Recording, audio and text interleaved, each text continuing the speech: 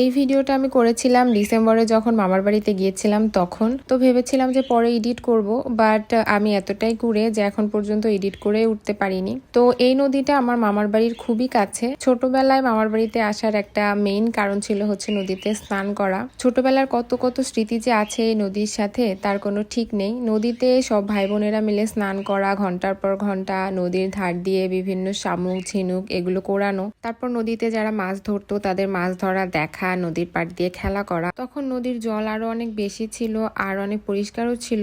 এখন কেমন যেন নদীর জলটা অপরিষ্কার হয়ে গেছে আর কেমন খালের মতো লাগছিল নদীটা। তো ছোটবেলায় যখন নদীর পাড়ে ঘুরতে আসতাম মাকে বলতাম যে মা নদীর জলে নামবো, আর এখন আমি আমার মেয়েকে নিয়ে গিয়েছি, তো আমার মেয়েও আমাকে দেখাচ্ছে যে মা আমি জলে নামবো। তো সময় কত তাড়াতাড়ি চলে যায়। তো সেদিনও যখন আমরা ঘুরতে গিয়েছিলাম দেখলাম একজন বসে নদীতে মাছ ধরছে, আর এইখানে নদীর ধারে একটা আম গাছ ছিল, এখানে আমার মেয়ে বসে তার দিদির সাথে খেলা করছিল।